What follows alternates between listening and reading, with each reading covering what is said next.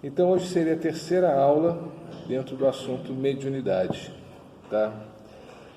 E uma das coisas que a gente vem falando é que da mesma maneira que a minha religião independe da mediunidade e a minha mediunidade independe da religião também, né? Então, não é pelo fato de eu ser médium que eu sou religioso, ou não é pelo fato de eu para ser religioso, eu preciso ser médium. Uma coisa independe da outra. É o que a gente tem visto nas aulas anteriores. E aí hoje eu vou começar com uma historinha, uma historinha indiana, que fala de um monge. Esse monge ele morava num templo que ficava no alto de uma colina. E o que acontece? Nessa colina não tinha nenhuma nascente de água. E só lá no pé da colina que passava um rio. E a função dele no templo era, todo dia, ele colocava uma vara de madeira no ombro, um jarro de cada lado, descia a colina, pegava a água, subia a colina, colocava na cisterna, descia a colina, enchia os jarros de novo, subia até que conseguisse encher a cisterna toda. Esse era o trabalho dele, todo dia ele fazia isso. Um belo dia, um dos jarros rachou. E aí, o que acontecia? Ele descia, enchia os dois jarros. Quando ele chegava lá em cima, um dos jarros tinha perdido mais de metade da água. Isso significava que ele tinha que fazer mais viagens para conseguir encher a cisterna. Mas ele continuava usando o mesmo jarro. E o jarro estava ficando incomodado com isso, porque ele não se sentia prejudicando o monge, porque ele sabia que ele ia perdendo a água, chegava lá em cima quase vazio, aí forçava o monge a ter que trabalhar mais, e por conta disso, ele foi conversar com o monge, pedindo para o monge que o substituísse por um outro jarro novo que pudesse dar conta do trabalho. E aí o monge falou para ele o seguinte: olha, eu não vou trocar não, e amanhã eu vou te mostrar por quê. E aí no dia seguinte, quando ele pegou a vara, botou no ombro, botou os dois jarros no ombro, aí falou para o jarro que estava rachado: observe o caminho daqui até o rio. E o jarro foi prestando atenção, mas o caminho que ele fazia todo dia, ele não conseguiu ver nada de diferente. Aí quando chegaram lá no rio, o jarro perguntou: monge, o senhor me desculpe, mas eu vim o tempo todo olhando o caminho e não vi nada diferente do que eu vejo todos os dias. Ele falou: pois é, mas você reparou nas flores que estão à beira do caminho?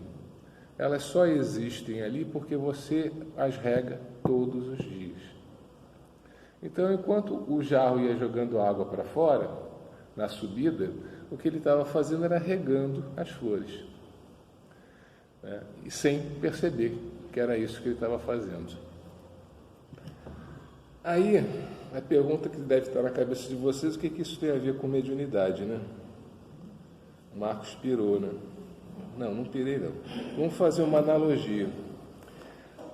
O monge é o nosso guia espiritual e nós somos o jarro rachado, tá? Então, agora procure se colocar numa condição assim mais relaxada. Se quiser fechar os olhos, fecha, que eu vou ler um pouquinho e para que vocês possam ir absorvendo melhor essa leitura. Então, busquemos uma analogia. O jarro é o médium, o monge, o guia espiritual que orienta esse médium. Apesar de todas as imperfeições que o jarro possa ter, o monge, muito mais sábio, tentará se utilizar dessas imperfeições de forma a obter resultados positivos no trabalho conjunto, mesmo que isso signifique que ele, monge, deverá trabalhar dobrado. O jarro, reconhecendo isso, deveria se dedicar em oferecer o seu melhor em troca. Porém, se na sua interpretação o melhor é colaborar com o trabalho intervindo por sua conta, por exemplo, vou observar o caminho e vou tentar me esforçar para não lançar água onde hajam ervas daninhas, me contraindo, né? E vou me expandir para lançar mais água onde hajam flores. Qual o resultado disso? As ervas daninhas morrerão por falta de água, porém essas afastavam pragas que poderiam prejudicar as flores. Sem elas, as flores são vitimadas. As flores, recebendo mais água que o necessário, se ressentirão pelo excesso, tendo suas raízes apodrecidas. O que o vaso entende de flores? Apenas o que ele vê e sente, a beleza e o perfume. E com isso se arroja em julgar e decidir. Todo o resultado, assim, é comprometido. No entanto, se ele se permitisse ser utilizado como instrumento passivo, todos os dias ele, comandado pelo monge, regaria as flores e as ervas daninhas. Apurando sua percepção, perguntando, sanando suas dúvidas, poderia entender melhor o equilíbrio que ali se estabelece. Aprenderia. O vínculo de confiança do monge com o jarro cresceria, e da mesma forma do jarro com o monge. Assim deve ser a relação do médium com seus guias orientadores. Note aqui, ele ainda está desvinculado de uma religião. Se seu orientador tem bons objetivos, o médium, ao servi-lo, compartilhará das alegrias da beleza e perfume das flores pelo caminho. Porém, se seu orientador for um espírito mal intencionado, um brincalhão, um obsessor, ou apenas presunçoso e vaidoso, o pseudo-sábio, o médium, percebendo ou não o engodo e arbitrando servi-lo, dividirá com ele as responsabilidades dos resultados. Toda dor, todo mal que for proporcionado, ou todo o bem que deixar de ser realizado, refletirão em futuros compromissos que esses deverão quitar, e deles não poderão se eximir. E aí vem a exclamação: eu sou um bandista, médium ou não. Porque, como a gente tem visto, ser religioso, a nossa religiosidade não tem nada a ver com mediunidade. Então eu posso ser um bandista e não preciso ser médium para isso. A chegada de cada um a uma religião é fruto de um processo de aprendizado particular. Seja pelo amor, seja pela dor, cada um reconhece como sua aquela religião que lhe responde às primeiras necessidades, lhe acolhe, resolve suas questões. No momento seguinte, vendo frustradas algumas das suas expectativas, iniciam-se os questionamentos. Há os que trazem consigo o sentimento de gratidão. Apesar de não terem respostas às suas novas demandas, persistem, pois sabem que existe algo maior, que se agora não lhe é concedido o desejado, é porque existe uma razão. Há os que buscam ilusão, fugindo dos trabalhos que lhes competem para a sua transformação. Mergulham em fantasias esperando que as respostas venham de forma mágica. Há os que, preocupados apenas com suas necessidades, os egoístas, não encontrando as respostas às suas novas demandas, se revoltam ou abandonam o trabalho. Há ainda os imediatistas, que, tendo atendido às suas primeiras necessidades, seguem em frente, vivendo suas vidas, sem olhar para trás. Não dão tempo para que novas demandas surjam. E aí, se a gente for pegar isso e levar lá para o Evangelho segundo o Espiritismo, nós temos no capítulo Sede Perfeitos, capítulo 17, a parábola do semeador. E a parábola do semeador fala o seguinte: naquele mesmo dia, tendo saído de casa, Jesus sentou-se à borda do mar. Em torno dele logo reuniu-se grande multidão de gente, pelo que entrou numa barca, onde sentou-se, permanecendo na margem todo o povo. Disse então muitas coisas por parábolas, falando-lhes assim: aquele que semeia saiu a semear, e semeando, uma parte da semente caiu ao longo do caminho, e os pássaros do céu vieram e a comeram. Outra parte caiu em lugares pedregosos, onde não havia muita terra. As sementes logo brotaram, porque carecia de profundidade a terra onde haviam caído. Mas levantando-se o sol, as queimou, e como não tinham raízes, secaram. Outra parte caiu entre os espinheiros, e estes, crescendo, as abafaram. Outra, finalmente, caiu em terra boa, e produziu frutos, dando algumas sementes 100 por 1, outras 60 e outras 30. Ouça quem tem ouvidos de ouvir, São Mateus 13, 1-9. Escutai, pois, vós outros, a parábola do semeador. Quem quer que escute a palavra do reino e não lhe dá atenção, vem o espírito maligno e o tira, o que lhe fora semeado no coração. Este é o que recebeu a semente ao longo do caminho. Aquele que recebe a semente em meio das pedras é o que escuta a palavra e que a recebe com alegria no primeiro momento. Mas não tendo nele raízes, dura apenas algum tempo. Em sobrevindo reveses e perseguições por causa da palavra, tira ele daí motivo de escândalo e de queda. Aquele que recebe a semente entre espinheiros é o que ouve a palavra, mas em quem, logo, os cuidados deste século e a ilusão das riquezas abafam aquela palavra e a tornam infrutífera.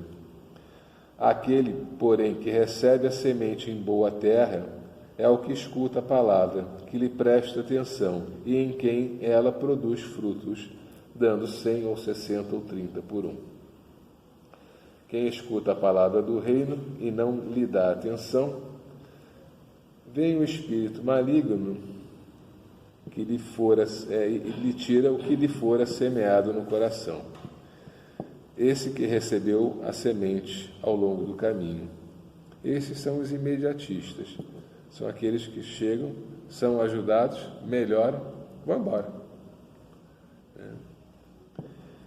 Aquele que recebe a semente no meio das pedras, escuta a palavra, recebe com alegria no primeiro momento, mas não tendo raízes, dura apenas algum tempo. Esses são os egoístas. Atendido no primeiro momento e contrariado no seguinte, se revolta ou abandona. Aquele que recebe a semente entre espinheiros é o que ouve a palavra, mas logo os cuidados e a ilusão abafam a palavra e a tornam infrutífera. Constatando a necessidade de mudar, se ilude, fugindo do trabalho reformador, da reforma íntima. Aquele, porém, que recebe a semente em boa terra é o que escuta a palavra, que lhe presta atenção, em quem ela produz frutos. Esses são os que são gratos. E novamente vem a afirmação: eu sou um bandista. Para ser um bandista, precisa ser grato. Precisa ser grato à sua religião, fiel à sua crença. Entende a necessidade da existência da sua religião e sabe ser verdade. A compreende sem fanatismo e sem fantasias. Procura estudá-la e raciocinar com seus ensinamentos, transformando-se dia a dia. Isso, inclusive, não deveria ser só para um bandista, isso deveria ser em todas as religiões, né? Serve para todas. Como nós somos umbandistas, vamos conhecer um pouquinho melhor a nossa Umbanda.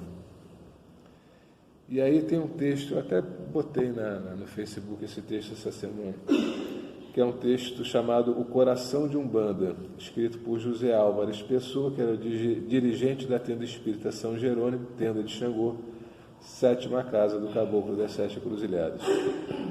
Esse texto foi publicado numa coluna chamada Movimento Espiritualista Brasileiro, do jornal O Semanário, na semana de 17 a 24 de julho de 1953.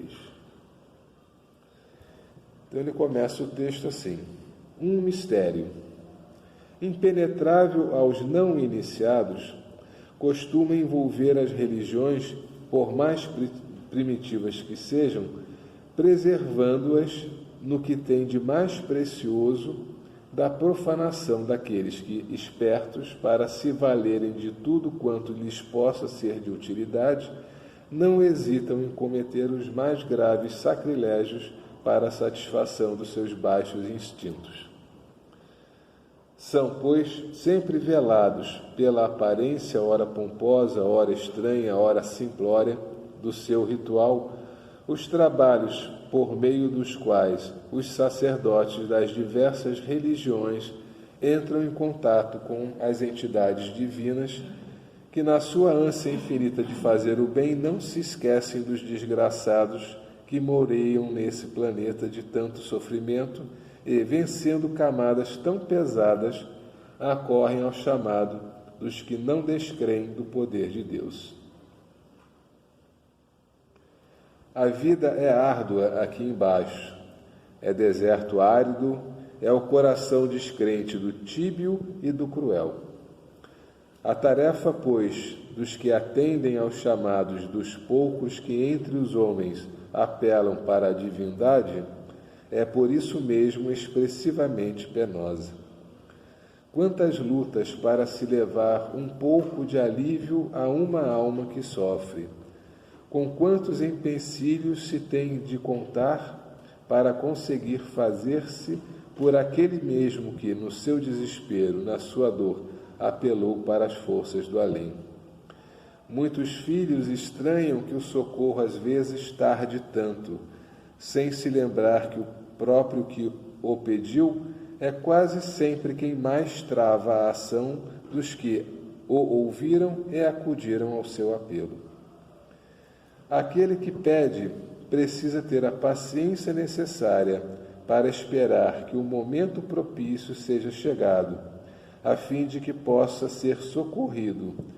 Mas ninguém quer esperar. Todos cansam tão depressa. E porque não sabem refrear os seus ímpetos, quantos são os que estragam tanto trabalho bem iniciado? Além da impaciência, há ainda a desconfiança, que não permite àquele que pediu a graça dar-se inteiro às entidades que o protegem. E, com o seu raciocínio cheio de lógica da terra, procura interpretar as diversas fases do trabalho, falseando a verdade, que não está ao seu alcance e, consequentemente, impedindo, pela sua falta de fé, que isso acarreta a realização daquilo que é realmente os desejos dos seus guias. Não queremos dizer com isso que os filhos da terra se entreguem de corpo e alma aos primeiros que se arroguem o título de guia. É preciso bastante discernimento, bastante devoção e amor a Deus, para não ser vítima de embusteiros que não perdem vaso para se insinuar entre os incautos e com isso levar as almas para o caminho da perdição. É preciso que o crente busque antes de qualquer coisa o coração ou a alma, se assim o preferem, e que é a essência ela mesma da religião a que pertence. É preciso que o devoto levante a ponta do véu e adentre no mistério. A Umbanda, a humilde e doce entre todas, também tem seu coração, agasalhador, como um ninho que tem dono, reconfortante, cheio de amor para com seus adeptos. O coração de Umbanda se dilata para que não fique sem agasalho um só de seus filhos, para que todos fiquem a salvo das tormentas que continuamente se desencadeiam sobre os desgraçados que ainda estão na luta para resgate de suas faltas. O coração da Umbanda é incomensurável. Quem o procura encontra paz e carinho.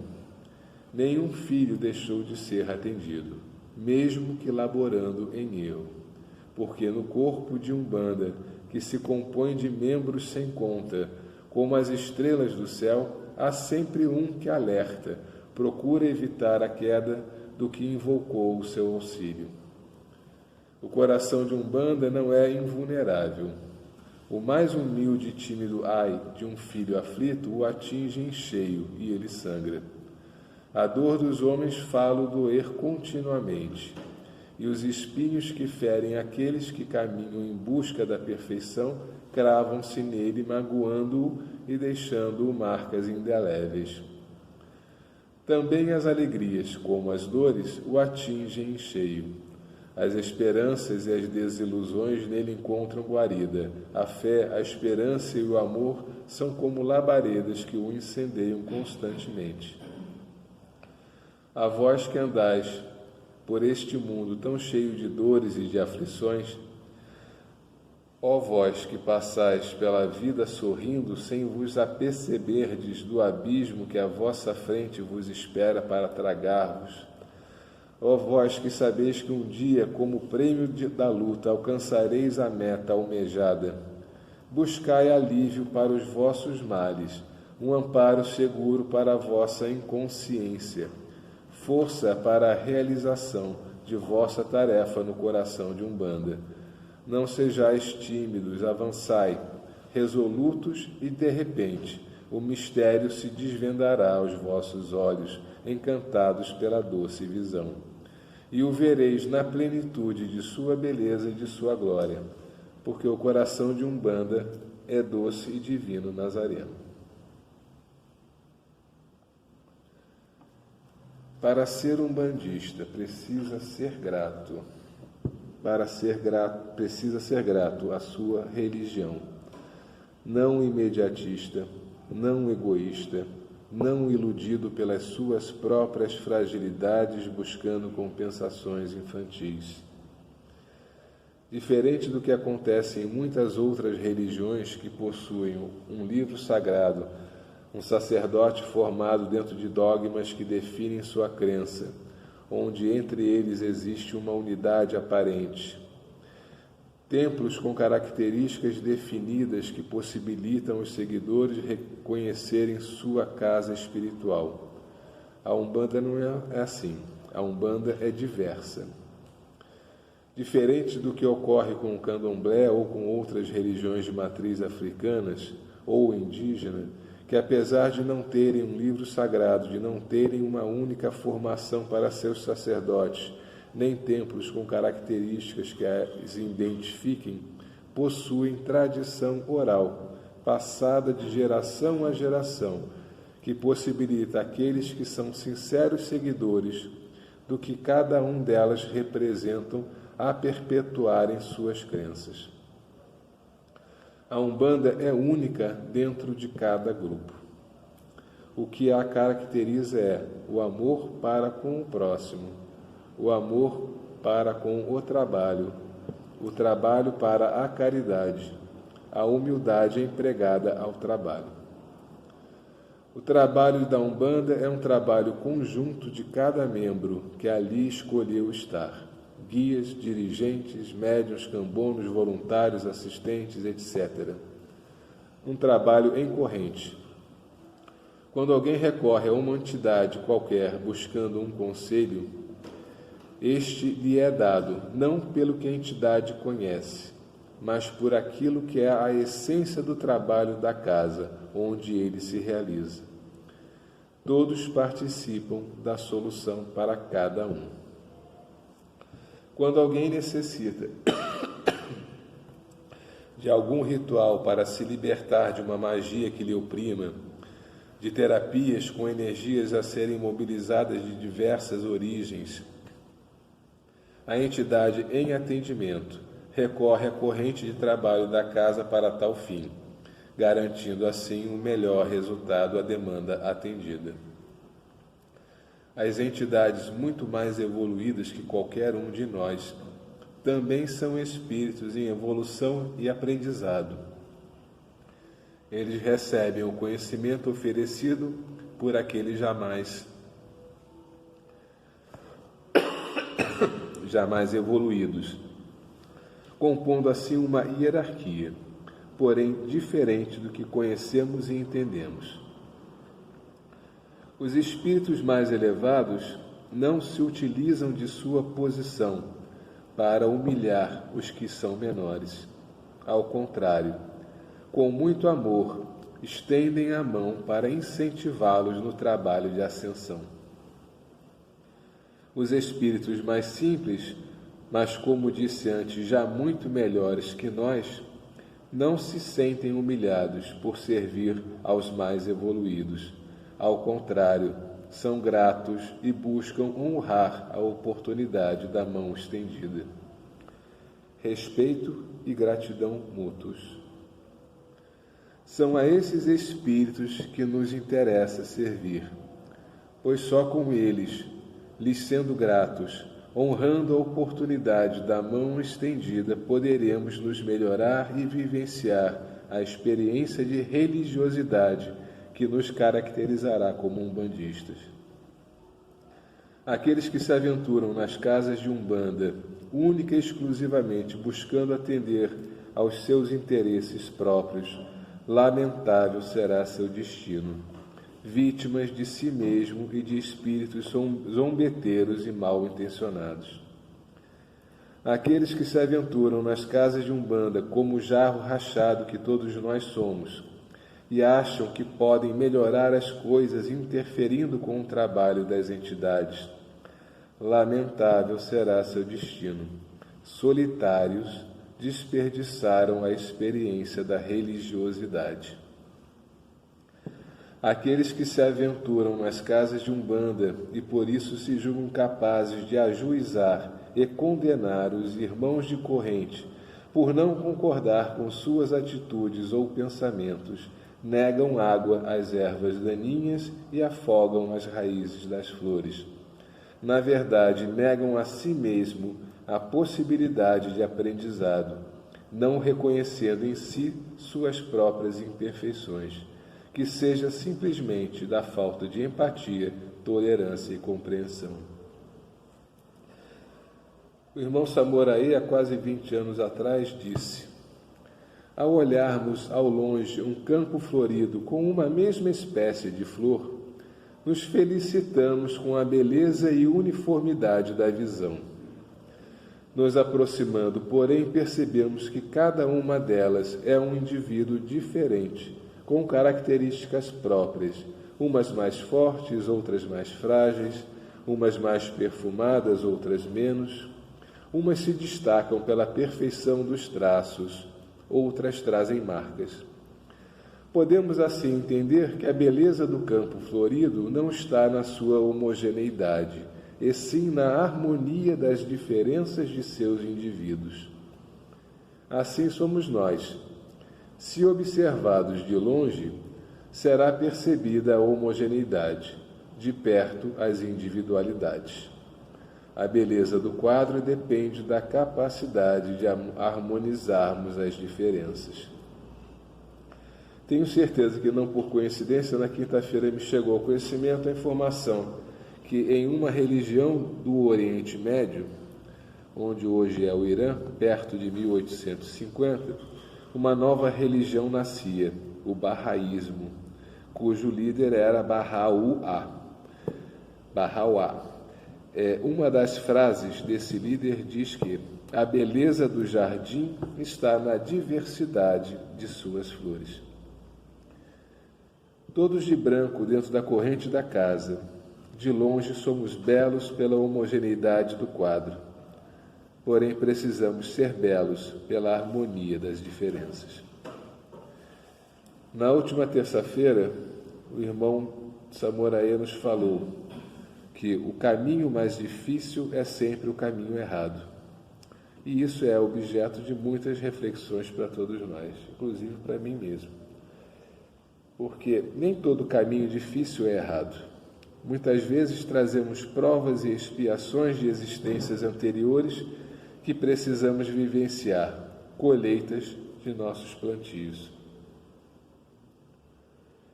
Muitas vezes vivenciamos experiências difíceis, resultado de escolhas que fizemos nessa existência. Estes dois casos não são caminhos errados, são caminhos necessários, consequências que causamos.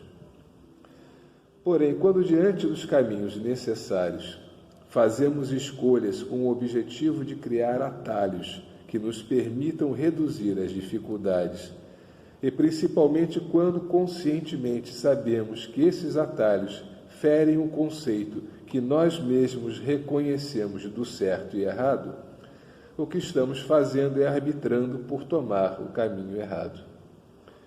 Em um primeiro momento, podemos até nos sentir aliviados nas dificuldades, mas estamos criando compromissos, e em algum ponto esse caminho se transformará, e será com certeza muito mais difícil que o da resignação e resiliência, que o da fé e confiança, que o da persistência e do trabalho. Se tornarão caminhos necessários. Quando diante de um caminho novo, que não conhecemos, sem experiência para arbitrar o melhor, podemos e devemos sempre tentar racionalizar, buscar aconselhamentos, até nos sentirmos seguros para escolher. Uma vez escolhido, seguir confiante. Ainda assim, muitas vezes, escolheremos os caminhos errados. Para esses casos, o que nos recomendam os amigos espirituais é retornar e escolher outro. Aparentemente é difícil retornar, assumir o erro, conviver com a frustração do fracasso. Mas insistir no caminho, se revoltar, desesperar, são escolhas piores. O caminho dali em diante será sempre muito mais difícil. É onde, longe da razão, nos entregamos à ilusão. Ser um bandista é ser grato, é trabalhar em conjunto, é trabalhar em corrente. Precisa ser grato à sua religião, não um imediatista, não um egoísta, não se iludir pelas suas próprias fragilidades buscando compensações infantis. É se dedicar à religião sem fanatismo, pois o fanatismo precisa do mágico. É se dedicar pelo prazer de ser um bandista. É se dedicar por entender que esse é seu caminho. É se dedicar não pelo que as entidades ou a religião podem te oferecer. É se dedicar por aquilo que você pode oferecer à sua religião. É se dedicar por ser grato.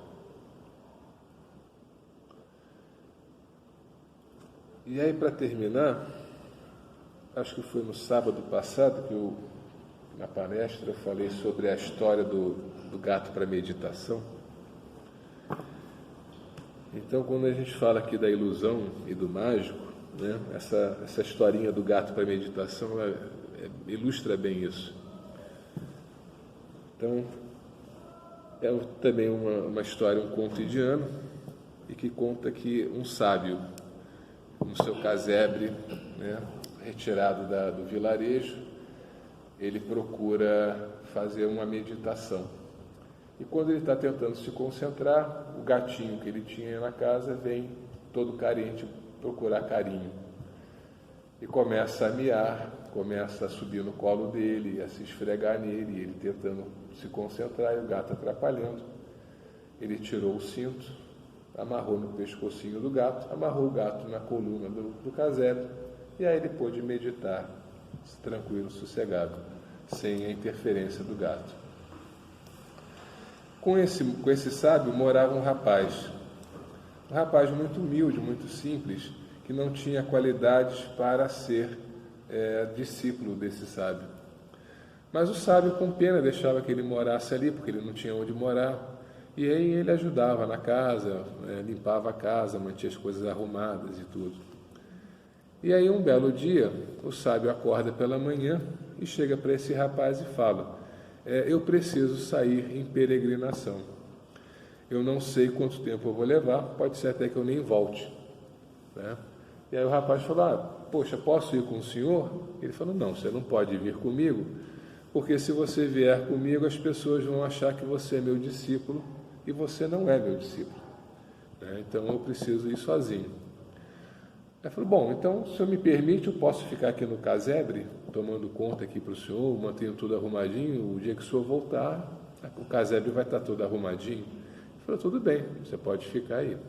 E aí o sábio pegou lá sua trouxinha com as suas coisinhas e foi fazer sua peregrinação.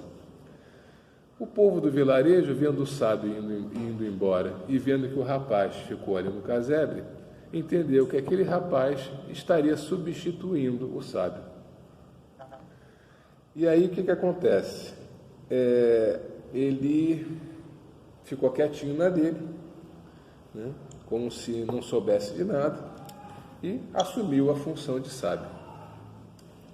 Passado muitos anos, o sábio volta ao vilarejo. E quando ele entra no vilarejo, estava tendo uma feira. E na feira tinha lá um vendedor, um feirante, anunciando: eu vendo gatos, gatos para meditação. Os melhores gatos para meditação. Baratinho, gatos para meditação.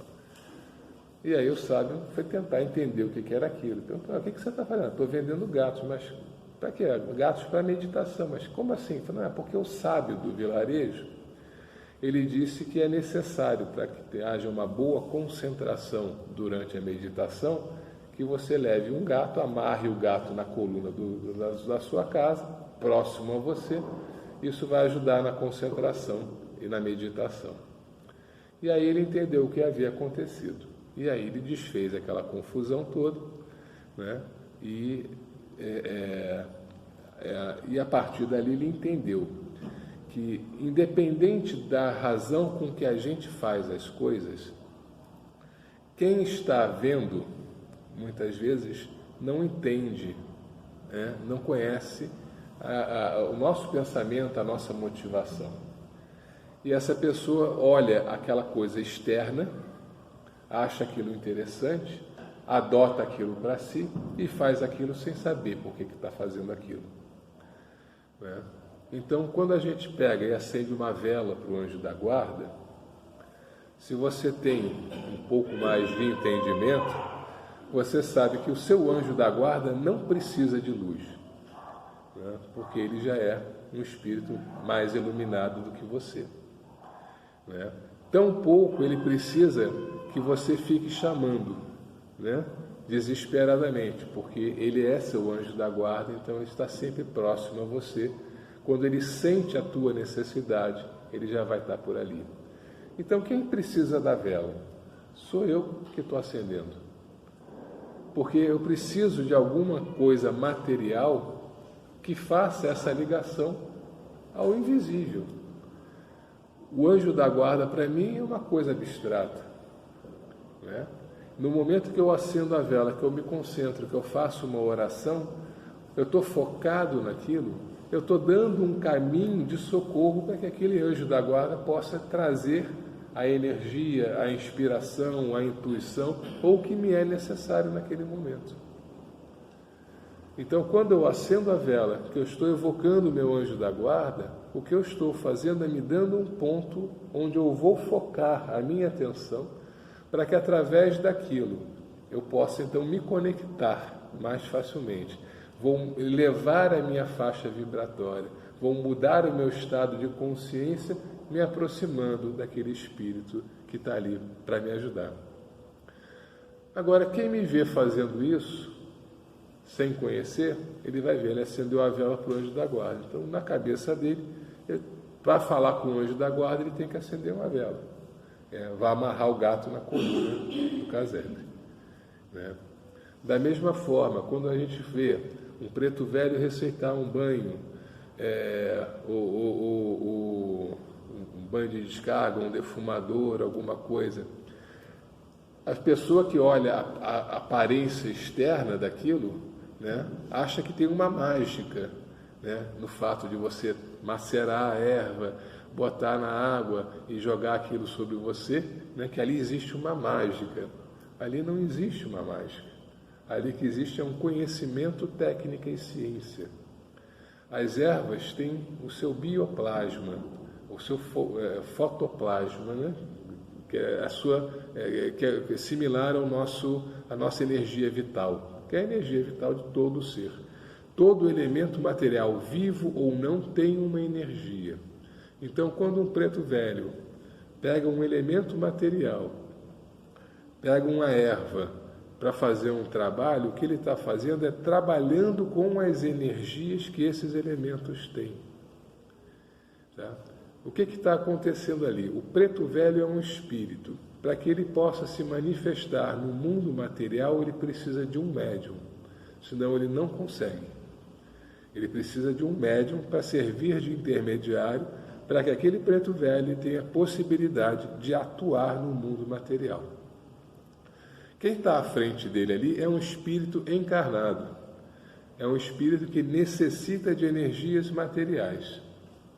Então, quando ele pega um elemento material, pega uma erva para fazer um trabalho, ele manipula essas energias materiais desses elementos em favor daquele espírito materializado, aquele espírito encarnado que está ali.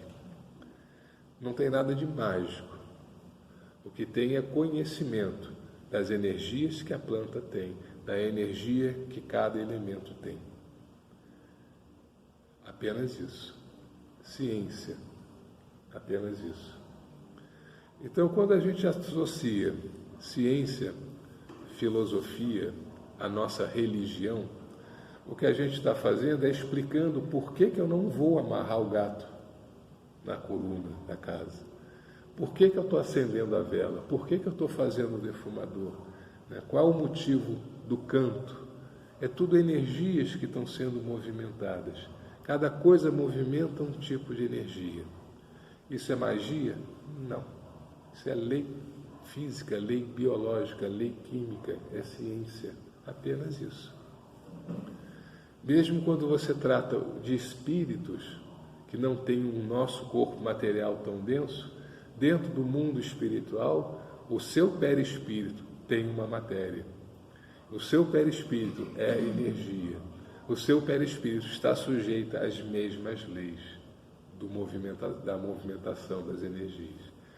São movimentadas de uma outra forma, muito mais facilmente, porque muito mais plásticas, muito mais elásticas são as energias do mundo espiritual. Mas toda a matéria que a gente entende como sólida, nada mais é que um aglomerado de átomos, elétrons, prótons, moléculas, células, que estão ali ligadas por uma energia, que as mantém juntas e coesas. Apenas isso.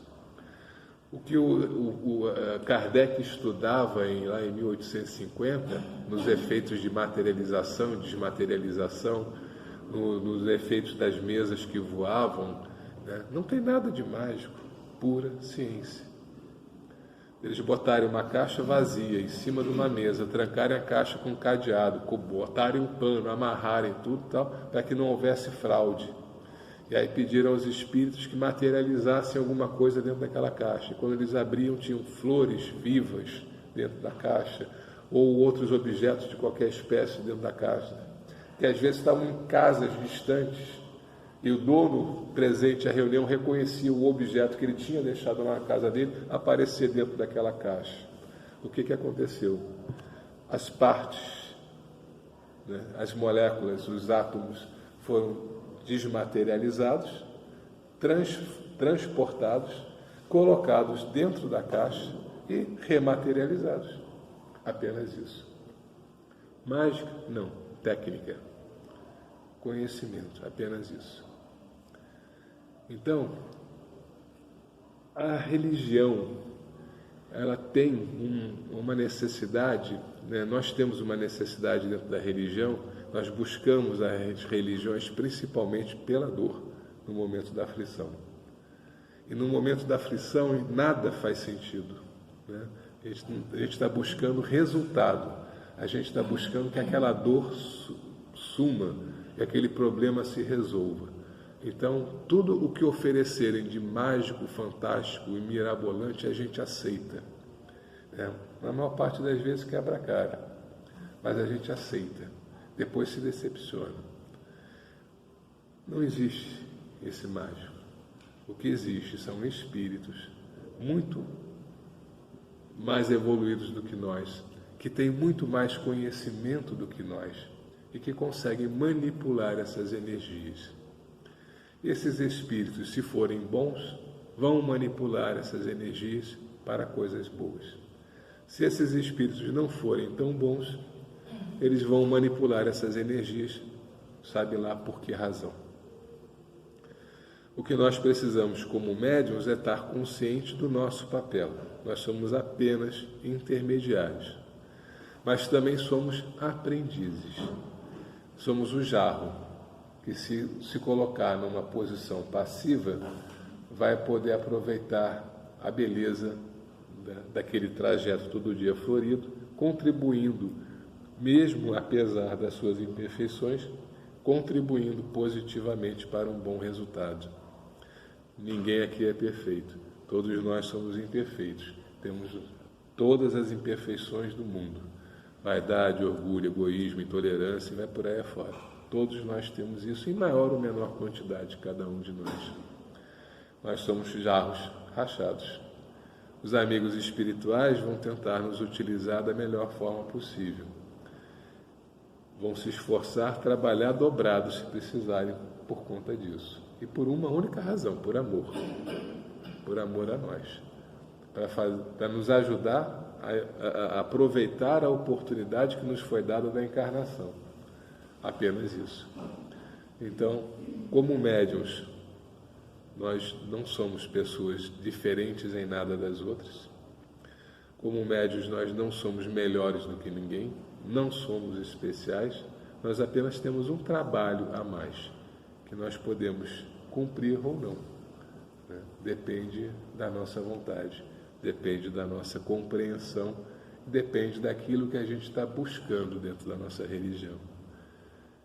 Nosso tempo acabou. Eu vou colocar o vídeo lá no grupo, vou passar o link para vocês. O vídeo não vai estar aberto a público, vai estar restrito.